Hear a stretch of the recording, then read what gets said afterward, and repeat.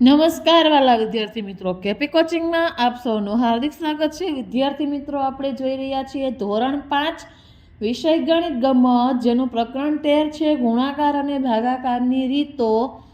આગળના વિડીયોમાં આપણે મહાવરો 1 અને 2નું સોલ્યુશન જોયેલું. આજના વિડીયોમાં આપણે જોઈશું મહાવરો 3 વ્યવહારિક દાખલા, જેનો પ્રશ્ન 1 છે માધાભાઈએ નીચે મુજબના માપના 3 ખેતર ખરીદ્યા, તેના આધારે નીચેના દાખલા ગણો. જો એક ખેતરનું માપ છે 25 મીટર, એની લંબાઈ છે અને 26 મીટર પહોળાઈ છે. તો જો એ ખેતર એનું ક્ષેત્રફળ શોધો. તો ક્ષેત્રફળનું સૂત્ર શું હતું આપણે? તો કે લંબાઈ ગુણ્યા પહોળાઈ. તો જો ક્ષેત્રફળ શોધવા માટે 25 ગુણ્યા 26 આપણે કરવા પડે ને. ગુણાકાર કરતાં જવાબ આવશે 640 ચોરસ મીટર. તો હવે જોઈએ બીજું, ખેતર બીનું ક્ષેત્રફળ શોધો. તો ખેતર બીનું છે 14 ગુણ્યા 38. તો ક્ષેત્રફળ બરાબર લંબાઈ ગુણ્યા પહોળાઈ 14 ગુણ્યા 38. ગુણાકાર કરીએ 38 ગુણ્યા 14, 1 × 8, 1 તેરી 3, 4 × 32 બગડો, વધી પડી 3, 4 તેરી 12, 14 ને 15, 5 ને 8 13. જવાબ આવશે 532 ચોરસ મીટર. દાખલા નંબર 3, ખેતર સીનું ક્ષેત્રફળ. તો ખેતર સીમાં લંબાઈ છે 18 અને પહોળાઈ છે 24. લખીએ લંબાઈ ગુણ્યા પહોળાઈ. ક્ષેત્રફળ બરાબર લંબાઈ ગુણ્યા પહોળાઈ 18 ગુણ્યા 24, 24 ગુણ્યા 18, 4 × 32 બગડો, વધી પડે 3, 8 × 2 16, 17, 18 અને 19.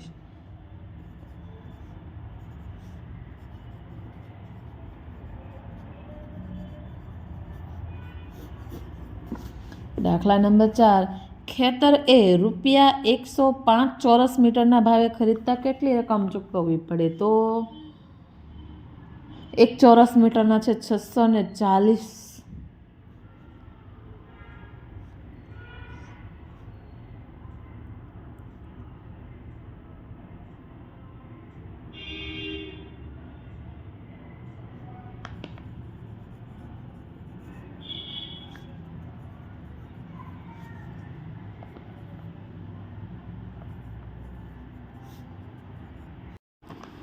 ગુણાકાર કરીએ. જો ખેતર એનું ક્ષેત્રફળ કેટલું છે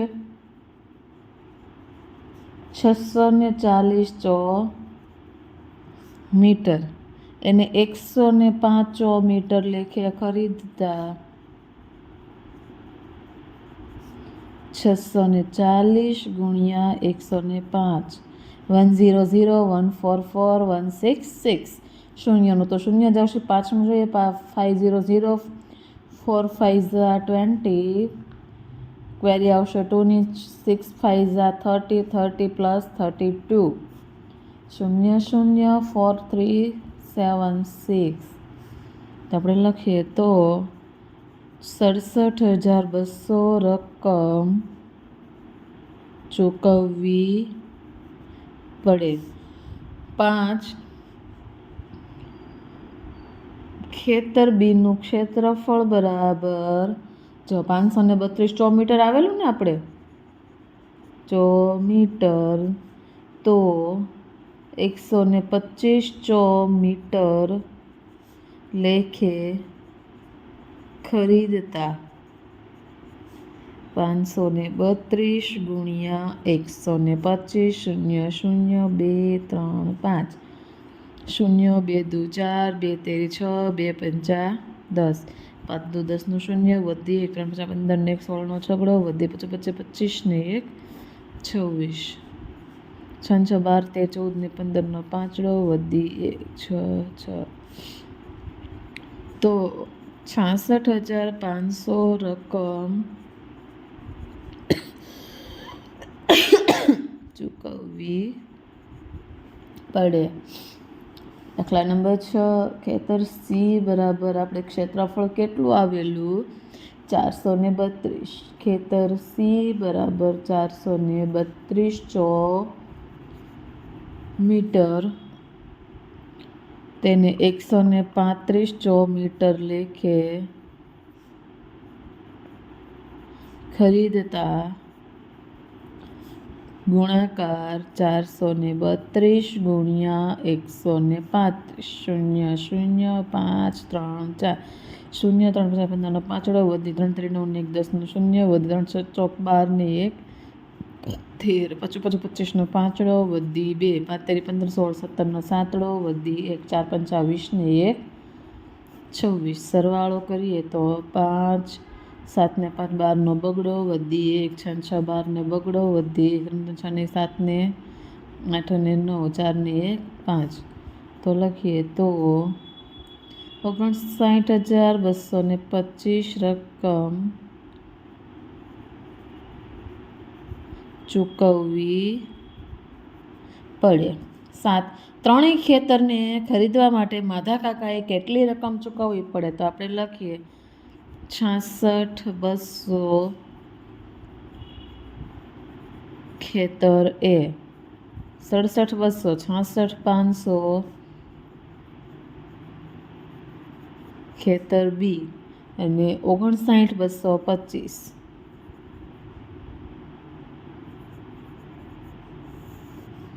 ખેતર સી.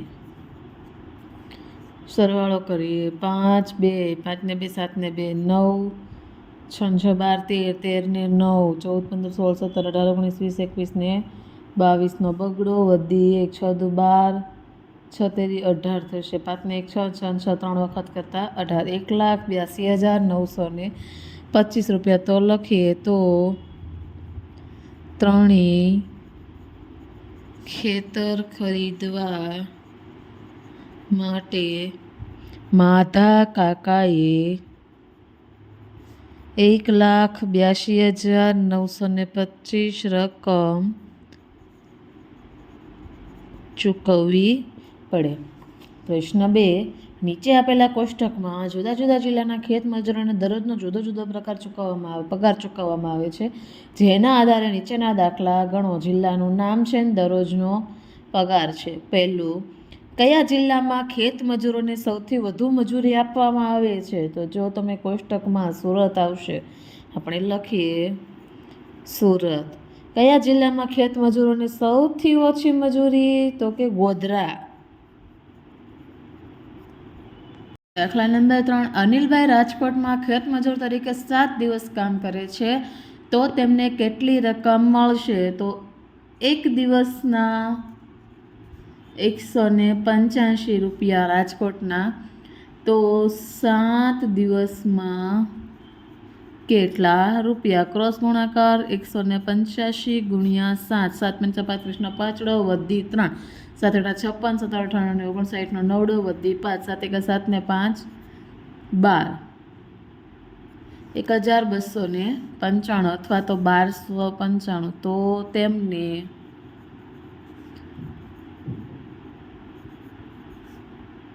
રકમ મળશે. દાખલા નંબર 4 સવિતાબેન અમદાવાદમાં 2.5 મહિના ખેતરમાં કામ કરે છે, તો તેમને કેટલી રકમ મળશે? તો જો 30 મહિનો હોય તો 30 ના અડધા 15 થશે. એવી રીતે 30 ને 30 60 60 ને 15 75 દિવસનું આપણે શોધવાનું છે. તો એક દિવસના 175 રૂપિયા. તો 75 દિવસમાં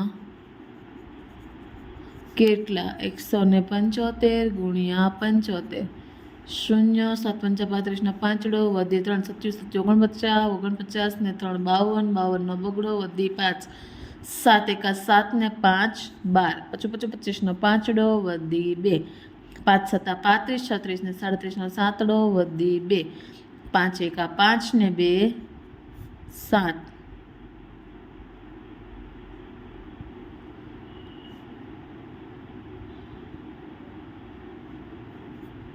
5 1 5 ને 3 8 થશે, 5 12 વધી 1 8 ને 2 10 ને 1 11 નો એકડો વધી 1 3 13,125 રૂપિયા. તો તેમને 13,125 રૂપિયા મળશે. 3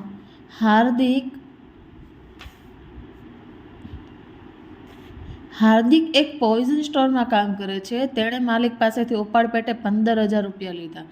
તેનો દરરોજનો પગાર 105 રૂપિયા છે. તે 4 મહિના કામ કરે છે. શું તેણે લીધેલો ઉપાડ ચૂકવાઈ જશે? તેની પાસે કોઈ રકમ વધશે તો કેટલી રકમ વધશે? તો જો દરરોજનો પગાર કેટલો છે? એક દિવસનો 105, 300 મહિનો હોય તો 2 મહિના 31 ને 2 મહિના 30, 30 60, 3 ચોક 12, 122 દિવસનો કેટલા? 4 મહિના બરાબર 122 દિવસની આપણે ગણતરી કરેલી છે. તો ગુણાકાર કરીએ 122 ગુણ્યા 105. 1 દુ 1 દુ 1 1 1 5 દુ 10 નું 0 વધી 1 2 5 10 ને 1 11 નો એકડો વધી 1 5 ને 1 6 12,810 રૂપિયા. હવે ઉપાડ પેટે લીધેલા કેટલા છે? 15,000 ઉપાડ છે અને 12,810 એનો પગાર છે. તો આપણે શું કરવું પડશે આમાં? તો બાદ બાકી કેટલા રૂપિયા એને આપવાના નીકળે છે તે જોવાનું છે ને. 0 અહીંયા આવશે 10 કો, 10 માંથી 1 જાય તો 9, અહીંયા આવશે 9, 9 માંથી 8 જાય તો 1, 5 માંથી 2 જાય તો 3, 1 માંથી 1 જાય તો 0. બાકી વધશે લખીએ તો પણ ચાલે. જવાબ લખીએ. તેણે લીધેલો ઉપાડ ચૂકવાઈ જશે અને તેની પાસે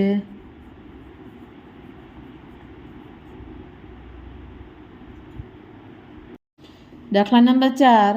નાનજીભાઈએ ઘર બનાવવા માટે લોન લીધી. દર મહિને 3,335 રૂપિયા હપ્તો ભરે છે. 2 વર્ષના અંતે કેટલી રકમ ચૂકવવી પડે? જો 1 મહિનામાં 3,335 રૂપિયા, તો 2 વર્ષ એટલે કે 24 મહિના કેટલી રકમ ચૂકવે? ગુણાકાર કરીએ. 3,335 ગુણ્યા 24, 2 5 10 નું 0 વધી 2 તેરી 6 ને 1 7, 2 તેરી 6, 2 તેરી 6, 4 5 20 નું 0 વધી આવશે 2, 4 તેરી 12, 13 અને 14 નો ચોગડો વધી 3 ચોક 12 ને 1 13 નો તગડો વધી 1, 4 તેરી 12 ને 1 13.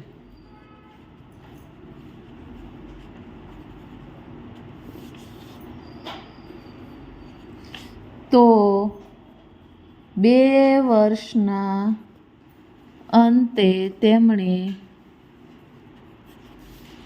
80,040 રૂપિયા ચૂકવ્યા હશે. નંબર 5. ગોપાલભાઈ પશુપાલક છે. તે દરરોજનું 42 રૂપિયા લીટરના ભાવે 16 લીટર દૂધ વેચે છે. 1 મહિનામાં તે કેટલા રૂપિયાનું દૂધ વેચે? પહેલાં તો આપણે આ બંનેનો ગુણાકાર કરવો પડશે ને. 16 લીટર દૂધના 42 રૂપિયા, તો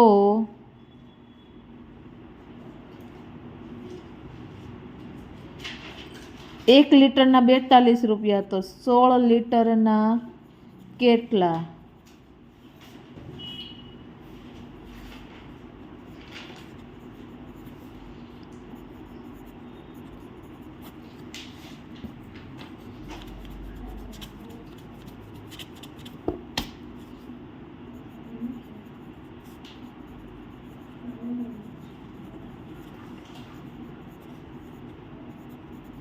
4 દુ 12 નો બગડો, વધી 1 6 ચોક 24 ને 1 25, 2 7 6 672 રૂપિયા. હવે 672 એક મહિનામાં તે દરરોજનું એ 672નું વેચે છે, તો એક દિવસના 672 રૂપિયા, તો 30 દિવસના કેટલા?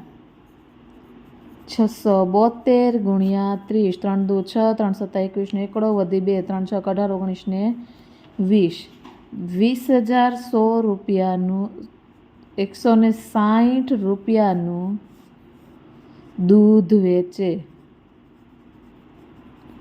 થેન્ક યુ વિદ્યાર્થી મિત્રો.